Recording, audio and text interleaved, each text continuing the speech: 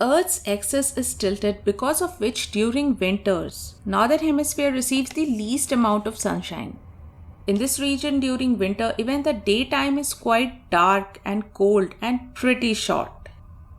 In fact, in Denmark, the shortest day is only about 7 hours long, with sun rising after 8 am and setting by 4 pm.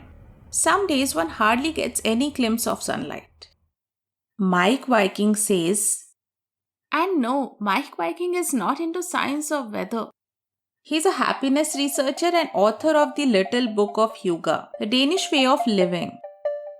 So, Meik Wiking says this might be one of the reasons that people in Denmark are so much into lighting. Candles or variety of beautiful lamps are one of the most things one can find in a Dane's house.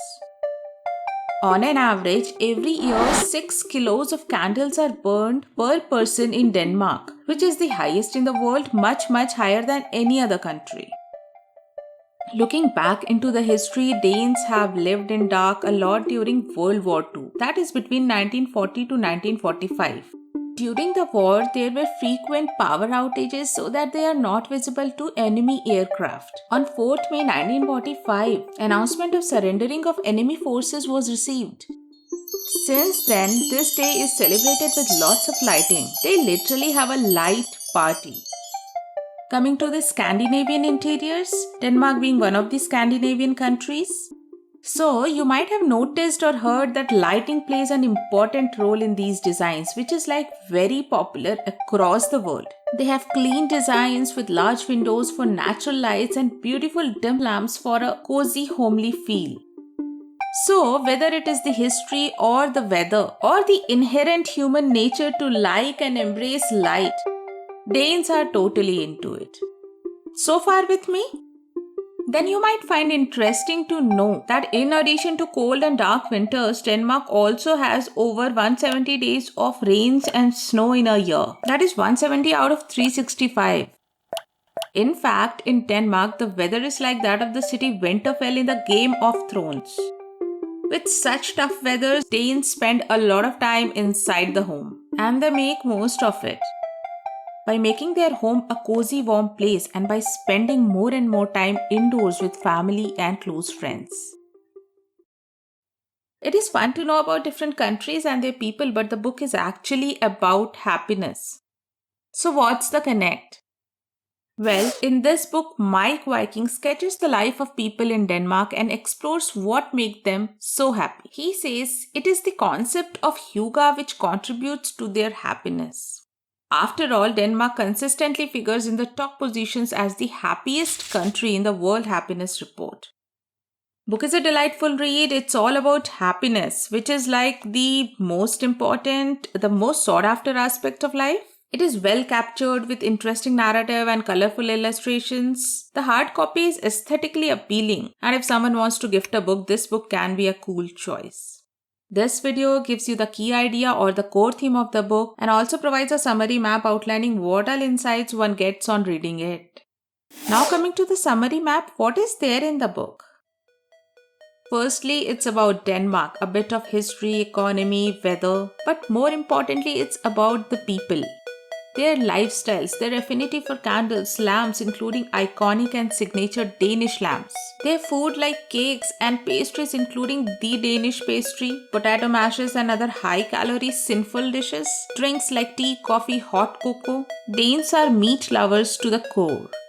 Their activities, especially during summers, Christmas, the society, the clothing, their love for bicycles, their house and its interior. In every aspect, one key element is present, the element of hygge, which contributes to their happiness. Book also talks about this word's origin and its derivatives, but there is probably no single word in English or any other language which can convey the same meaning. So, if a word can't be translated, then how to understand it? Well, there are 5 dimensions of hygge because it can be sensed with all the 5 senses by touch, sight, sound, taste and smell. Plus, there is a 6th dimension as well, the feel of trust and safety. So what is hygge? Well, Hygge is like experiencing coziness or like deriving pleasure in a soothing way and being present in the very moment, like feeling it wholly. For example, you feel the Hygge when you are in nature listening to the chirping of birds, or when you are wearing a sweater knitted by your mom or grandmom, or when you are baking a cake with your cousins casually chatting, holding your ceramic coffee mugs in hand. It can also be felt when you curl up in a couch wearing your comfortable pajamas and reading or maybe rereading a book of your favorite genre. But it cannot be felt at expensive restaurants with flashy decors, metal crockeries, and insane lightings. Rather, it can be felt when you're enjoying in a home party with your close ones, cooking homemade recipes. Or when you go for a casual trekking trip where no one tries to compete or dominate the conversation or tries to show off. That's what Hygge is. Book also recommends lots of tips, activities and recipes to achieve Hygge in your life. Coming to the last but in fact the most important part, how exactly Hygge and happiness are connected. Meik Wiking also runs Happiness Research Institute studying what makes some people happier than others. What are the factors which contribute to happiness and what are its dimensions from a researcher's point of view?